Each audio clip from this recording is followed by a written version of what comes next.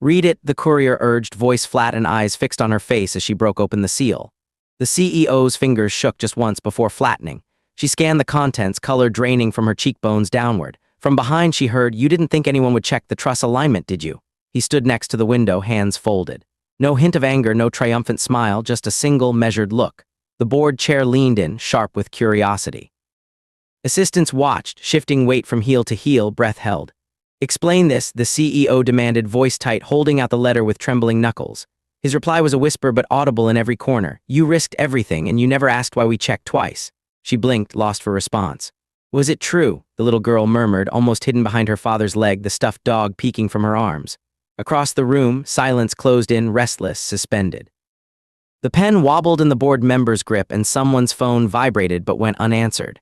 "You could have told the truth," he said quietly. She held out the letter, letting it flutter to the table between them. Nobody moved. The moment refused to break. Some secrets change everything, stay until the very end. It started 11 days before, during the first hour of morning shift. Most mornings along the river, the world felt like it belonged to other men. For Marcus Bray, the dock at dawn was a line drawn in gray water, a place to disappear for 12 safe hours. The metal grating rattled, shipping containers hissed on their rails, and Marcus moved between them with a practiced limp, left knee favoring the old firefighter's injury that the union doctor still called a moderate loss of flexibility. On most mornings, this injury meant nothing but a slower gait. Today, he checked his phone, appointment canceled again, second time this month. He slid the phone back into his pocket as the sun stuttered between barges edging in from the Gulf. Palms stinging under canvas gloves, he nodded at the foreman, then ducked around to where the trucks waited, lined for registry checks. That's when he saw his old Ford lifted off the ground, hooked to a tow. The tow driver didn't glance up. Across the gravel lot, a sheen of black metal interrupted the ugly lines, an imported luxury SUV, wipers idling, license decal gleaming. The door opened and she stepped out, Alyssa St. James, CEO of St. James Equity, stilettos spiking in mud.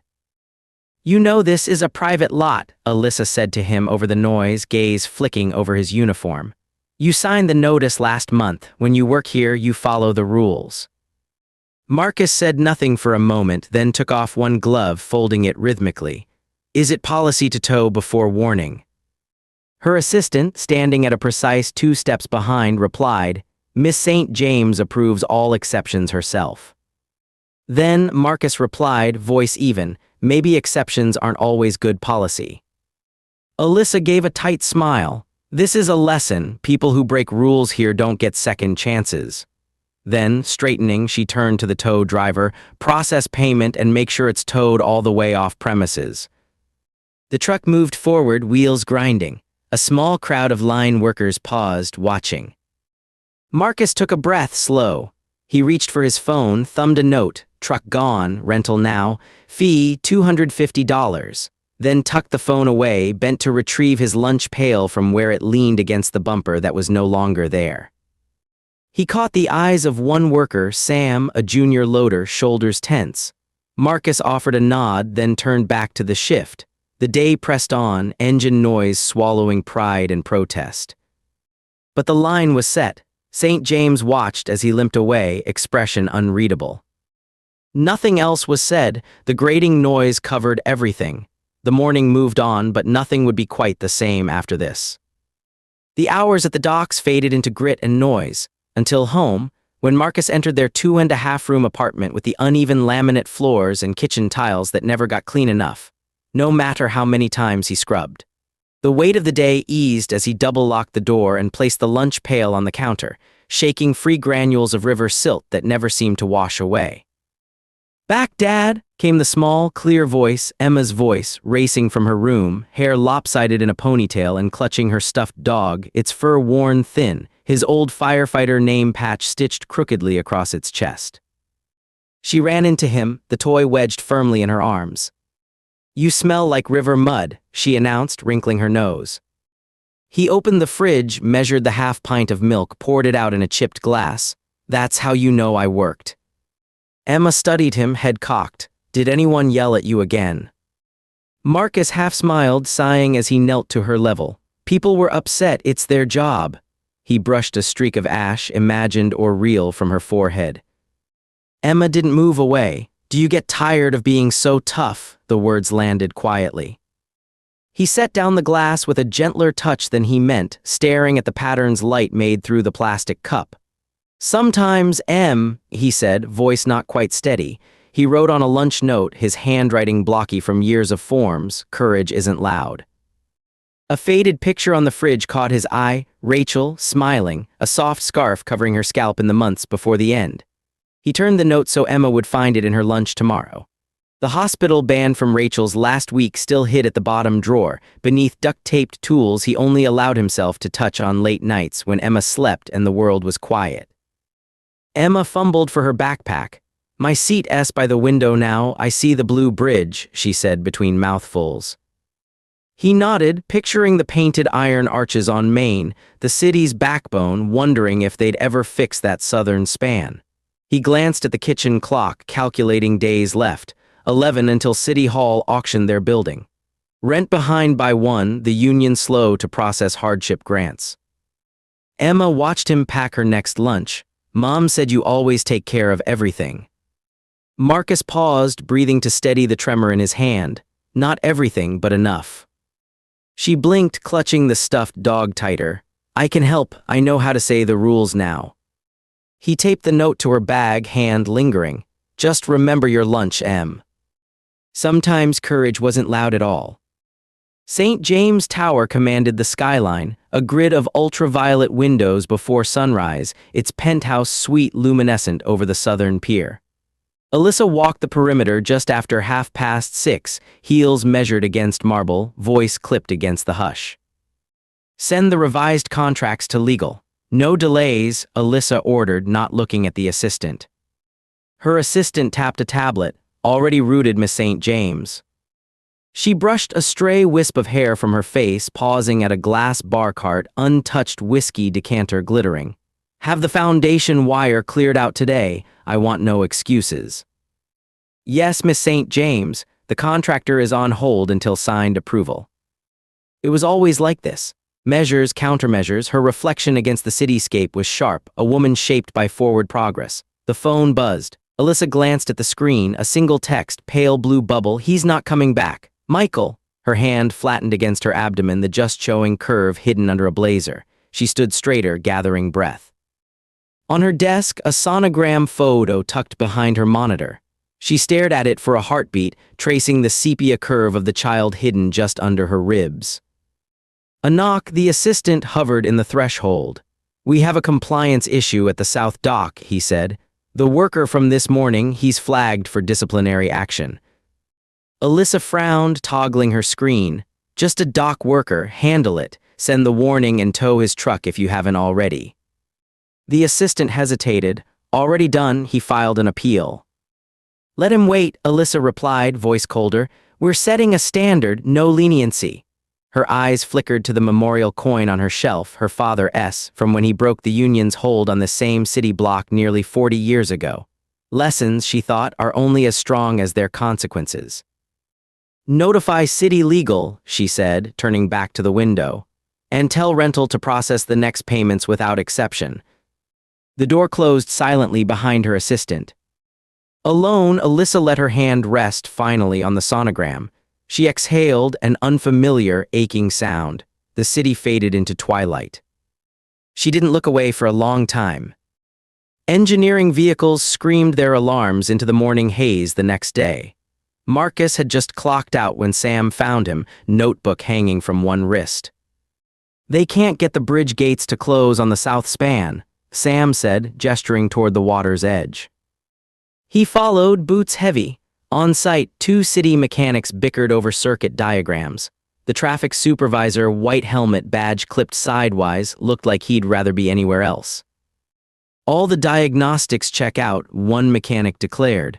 "It's probably a power failure up base."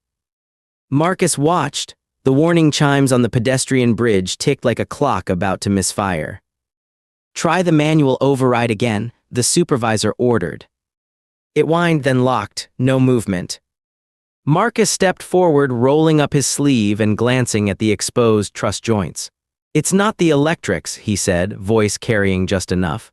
"Your truss locking pins are off alignment. Southern anchor points, steels bent, they never checked last inspection." The supervisor scoffed. We just had a certified inspection. Sam nudged forward, eyes wide. Is that possible? Marcus pointed to a faint, unnatural kink near the fourth beam, visible only if you squinted against the sun's glare. Right there. Those pins are pressure loaded. Another month and the southern section will slip 3 centimeters. Storm surge, total collapse. The supervisor went pale, pulled his phone. Sam whispered, not breaking gaze. How'd you see that? Marcus shrugged, used to keep an eye out for the little things. He tapped the schematic, left it in Sam's hands. An hour later, Alyssa arrived, trailing the assistant and a city engineer. Which one? She demanded.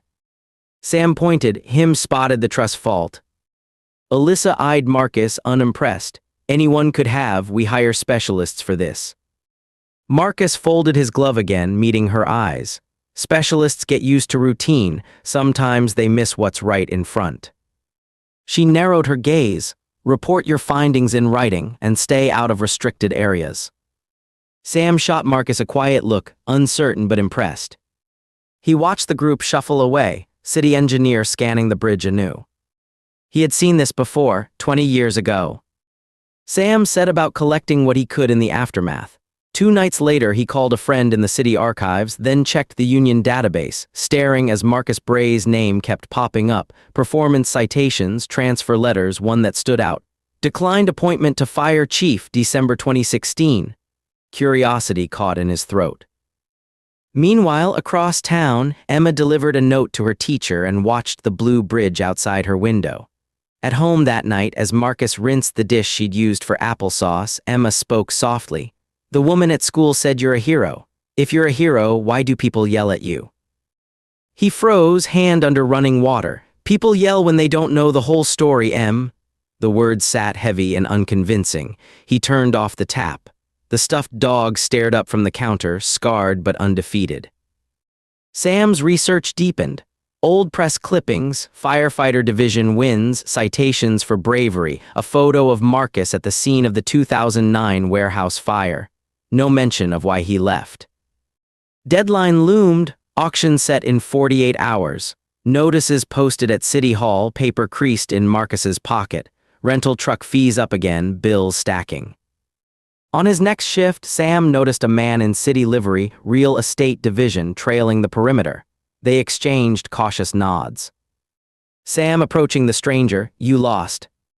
The man shook his head. Just waiting on orders, new owners coming soon, everything's changing.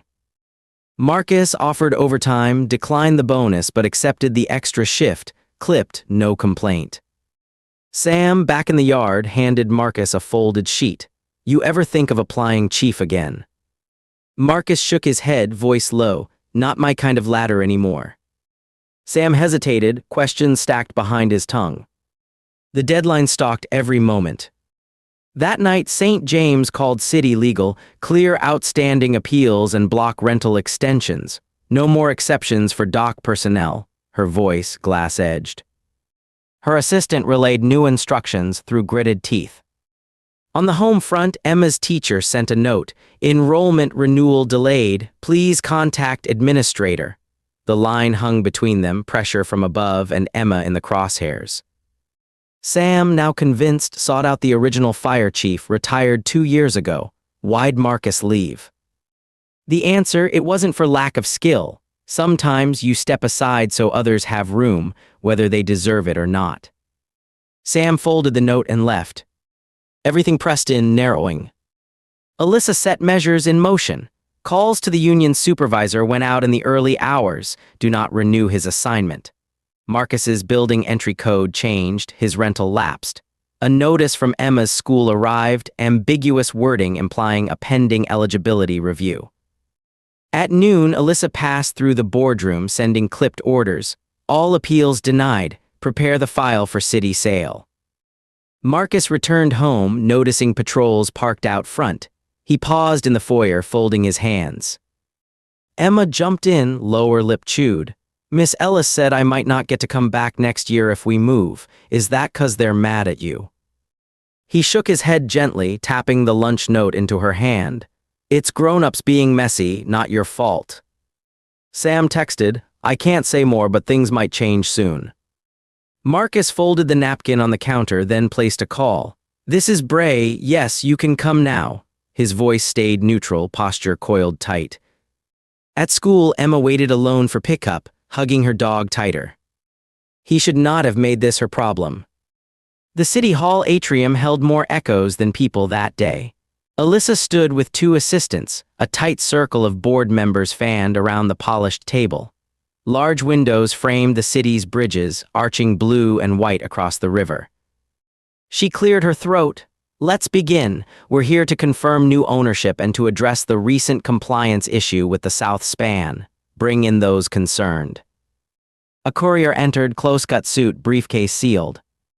Marcus arrived next, suit jacket over his usual shirt, hair combed in a way unfamiliar to most watching. Sam trailed, hands clasped, a folder visible in his grip. Emma, holding tight to her father's leg, peeked from behind his coat, stuffed dog's face squished under her chin. Nobody said his name. The courier stepped forward, a sealed item for Miss St. James from City Records. He set the envelope on the table. Alyssa stared at the unfamiliar seal, then broke it open with a single, deliberate motion. She read. It took seconds. At every line, her face thinned, her grip on the document tensing, then failing. "Explain this," she snapped, thrusting the paper toward Marcus. He moved one step forward, voice barely above a whisper. "You didn't think anyone would check the truss alignment, did you?" Silence met him. Sam, hands shaking, looked down. The board chair watched, pen tapping slowly. Alyssa backed against her chair, knuckles white. Emma whispered the only line that mattered. "Was it true?" Marcus turned so only Alyssa saw his expression, calm, exact, undeniable. "You risked everything and you never asked why we checked twice." Alyssa tried to speak, found only a brittle sound. The assistant's gaze was fixed on the sonogram photo peeking from Alyssa's purse. "No further questions," said the board chair, voice chilly. Marcus reached for his daughter's hand. "You could have told the truth." Alyssa placed the document as if it burned on the table. Nobody else moved. The silence closed over the city hall, a hush so thick it could have swallowed sound for the rest of the afternoon. "You could have told the truth," he said quietly. 6 months later, the river still flowed past the same arches, but new paint sleeved the bridges, trusses triple-checked, fresh blue brighter than before. Sam now held the badge for assistant supervisor, visiting the docks in a shirt too ironed for his old shifts. The St. James Tower penthouse, rumor said, changed hands. Alyssa was not seen again, her family name on the legal filings, struck out in thick black marker, her absence at her father's funeral spoken of only in afterthoughts.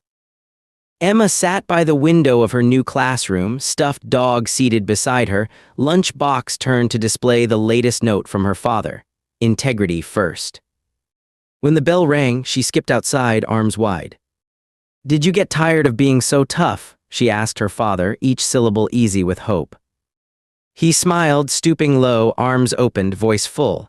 "Not with you here, Em, never with you." Some people, it turns out, disappear so well only because they never wanted the stage in the first place. And in a world drawn tight by rules and wires and lines on bridges, truth sometimes emerges not as an announcement, but as a single, unbroken line. A child's question held out in daylight for everyone to see. Then, if we're very lucky, someone finally answers. Marcus lifted Emma easily as she bounded across the playground asphalt into his embrace, her lunchbox swinging at her side. From this angle, the river arced silver and uninterrupted below the classroom's hilltop view, all evidence of winter storms and bureaucratic battles washed out to a new, glossy calm. Other parents drifted nearby, nurses, shop clerks, delivery drivers, greeting their kids with routine smiles and hurried reminders, all of them forming a quiet community that Emma now belonged to without question. As they made their way home, Emma's strides fell into rhythm with his. "Dad," she asked, "do you think Miss Ellis likes my new seat by the window, or will she move me again?" He squeezed her hand. "I think she likes having you where the sun can find you. Besides, you see things others miss from up there." Emma grinned, tooth gap wide and unabashed. "Like the birds on the roof and the workers painting the bridge." "That's right," Marcus said, voice textured with pride. "Most grown-ups forget to look up. Promise me you won't forget." It was Emma's turn to be gravely serious. I won't forget, I'll check twice. She mimicked his workday cadence, head tilted as if inspecting invisible trusses above. They wove through city streets altered by subtle changes. A repainted crosswalk where an old stop sign once leaned. A new bakery scenting the early dusk with warm cinnamon, and at the corner a familiar face. Sam, in regulation button-down and annoyingly clean pants, waving from where he leaned against a bus shelter. "Marcus, Emma," he called, exchanging a sheepish smile for Emma's energetic wave. "Hi, Assistant Supervisor Sam," Emma piped, as if reciting a grand title. Her father rolled his eyes fondly. Sam fell in beside them, backpack over one shoulder. "They're letting me off early today. I'm still getting used to sitting behind a desk, but I think the coffee's stronger on the floor." "Big decisions require big caffeine," Marcus joked, though there was warmth in it. Emma walked ahead, giving the men a moment. "How's she doing?" Sam asked quietly, eyes tracing the bow of Emma's shoulders. "She's teaching the lunch monitors to spell her name backward," Marcus replied. "That's usually a good sign." Sam nodded, letting the silence bridge to comfort. At the corner, he paused. "I could use your eye on the River Gate project. They're not listening to the union crew. Mind walking that way?" Marcus hesitated, then nodded. "Sure." Emma, sharp as always, interjected. "Can I come too? Maybe my dog wants to help." Sam grinned. "We'll put you both on quality control." The walk to the south span took them past the old dock entrance where, months earlier, Marcus' battered Ford had been unceremoniously towed. The lot was cleaner now, signage brighter, the air less suffocating with the tense rivalry that had once ruled it. Marcus was acutely aware, as he watched Emma skip along the painted lines, of how little sometimes changed on the surface when the foundations below had shifted entirely. At the gate, Sam passed his clipboard under the fence to Marcus. "See, they swapped the old latch with new steel, cheaper, mostly decorative, won't hold in a real surge." Marcus ran his fingers along the hardware, pulling a little, feeling the give. "They didn't seat the bolts right, too shallow," he muttered. "You'll want to catch that before the next inspection." Sam scribbled this down. "Still glad you're around, you know." "I was never planning to leave," Marcus answered quietly. "Not really, just lost my footing a while." Sam's eyes glinted. "We all do sometimes." A car idled at the curb, another parent, purple hair in a quick bun, offering a ride home. "You Bray, right?" she called. "Saw you on the parent email. Some of us are hitting the park after school. The kids love the new mural." Marcus glanced at Emma, who had already gravitated toward the cluster of children waving sticks through the fence slats. "Would you like that?" he asked. Emma's reply was an unhesitating yes, the kind that left no room for negotiation. Marcus nodded to the woman whose name he realized he didn't know. "Sure, I'm Marcus, this is Emma." "Trina, that's my son Jasper," she said, pointing at a blur in red sneakers. The park was alive with late spring, lilac heaps cresting low hedgerows, sunlight on patchwork grass, dozens of families forging new tentative ties over chipped benches and sidewalk chalk. The mural bright against the cinderblock restroom had been painted by children from all the local schools. Snaky blue lines for the river, triangles for the bridges, stick-figure arms stretching out to each other. If you squinted, you could make out Emma's scrawled INTREGITY, the missing R amended in green paint by someone else. "Nice," Sam murmured, exhaling as if he just noticed he could. "Yeah," Marcus agreed, finding a place on the bench as Emma chased Jasper through the slide queue. "It is." Children's laughter bubbled from the climbing frame. Sam tapped his folder nervously. "City Council's launching a review panel on old contracts next week. Some of the board think we need a full audit on the St. James projects, given everything." Marcus's jaw tightened, but he kept his voice even. "Not my problem anymore." "Yeah, but," Sam's words picked at the edge of admission. "With Alyssa gone, some people think you should have a say. You saw everything.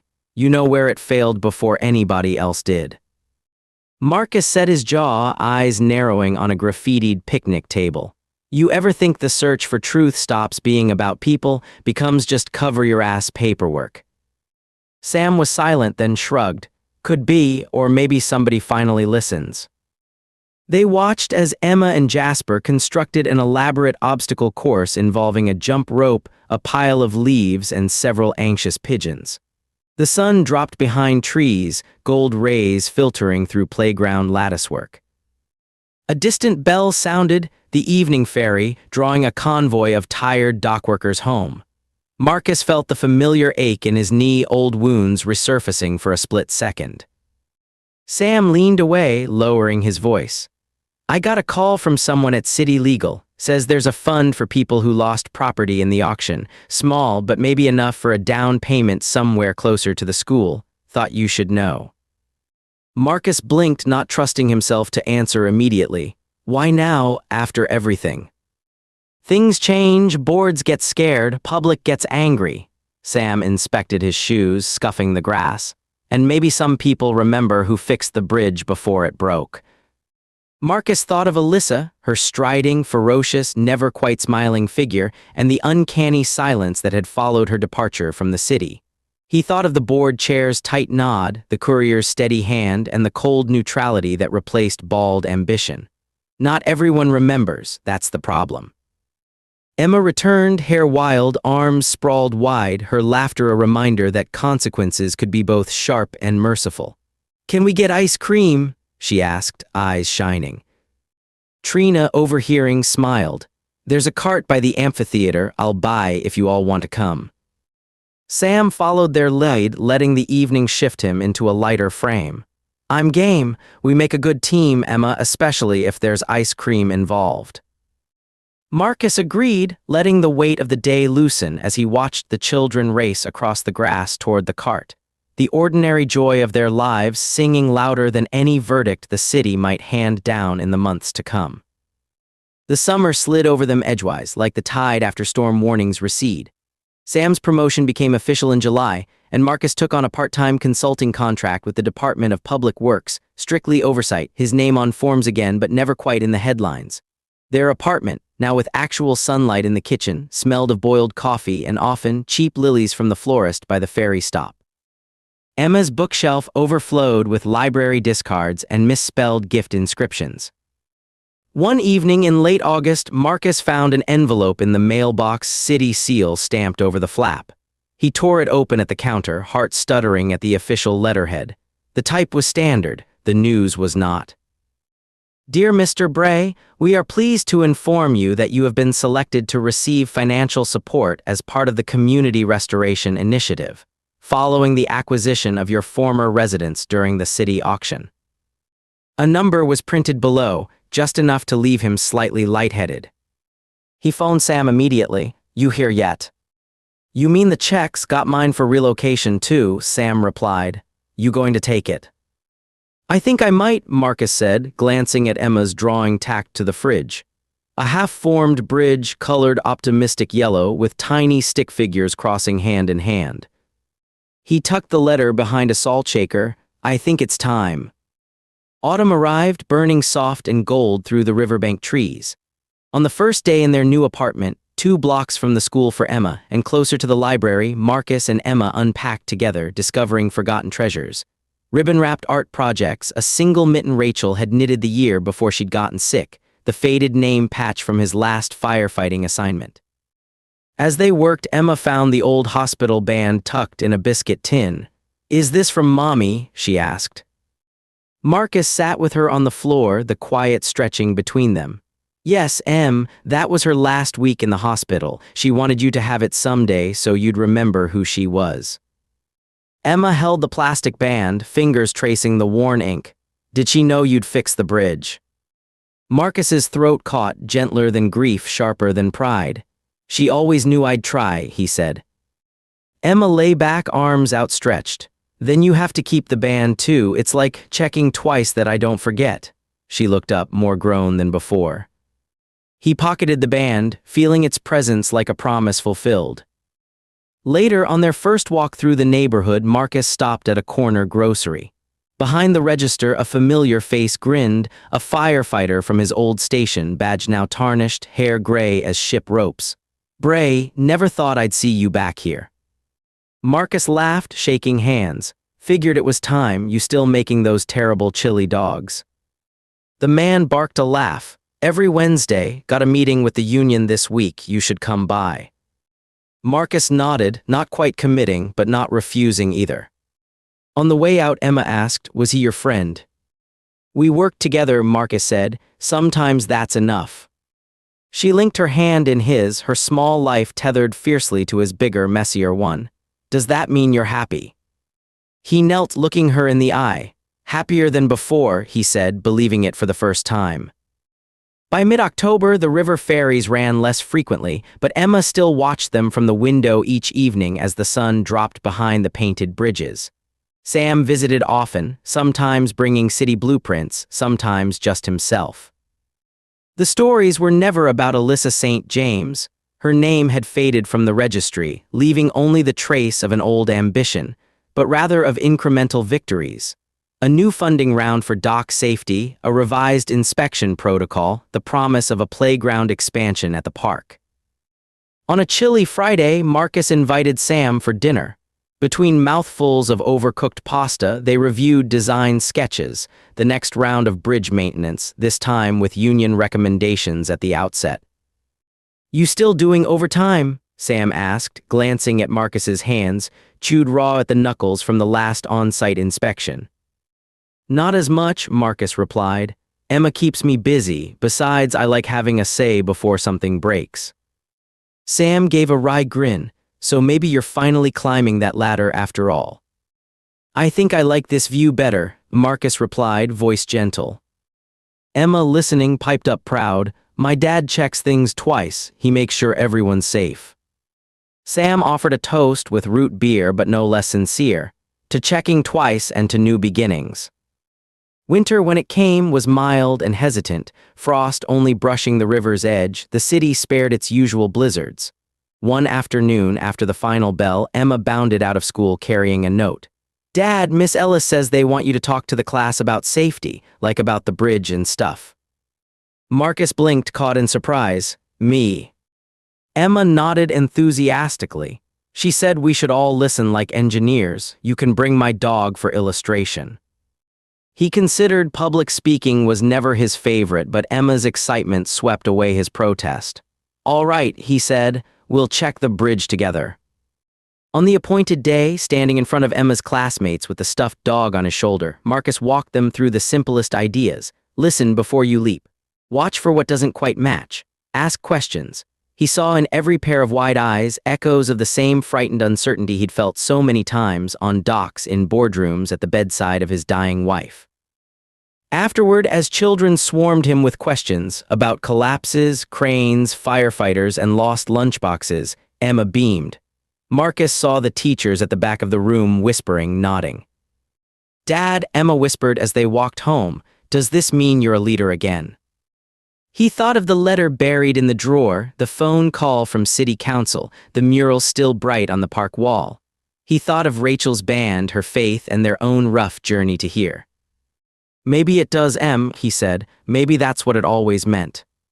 One evening in early spring, Sam arrived with a worn envelope, city letterhead just visible. You got something in the mail, Sam said, passing it over. Marcus slid it open, unfolding the sharp-creased page. Inside, a formal letter. Mr. Bray, we invite you to serve on the first citywide integrity review panel, overseeing compliance and safety for essential infrastructure. Your perspective is invaluable to restoring public trust. Please accept with our thanks. Ballpoint signature, board seal. No trace of older grudges, just the unmistakable hand of a city bracing to learn from its mistakes. Marcus looked at Emma, who watched silently, hopeful. Will you do it? She asked. He breathed in, remembering old failures and new chances. Yes, he said finally, hearing the word settle in his bones. I will. Emma hugged him fiercely, her dog pinched at her side. As dusk lengthened outside their kitchen window, Marcus imagined the city's bridges, every arch and truss, a little stronger for what they'd all learned. He closed his eyes, grief and pride interlaced. Some things, he thought, are worth checking twice, and some truths are worth repeating until everyone hears. And as the river slid onward, calm and unhurried, Emma's laughter drifted out over the water, proof enough that, in the wake of truth and struggle, the world could be steady. Finally, at last. And in the years after, no one ever again painted the river bridges blue without remembering the man who checked, quietly, patiently, twice. Emma grew, the city changed, and lessons once whispered in boardrooms made their way at last into daylight, where even the smallest voices, especially those who asked, "Was it true?" could be answered.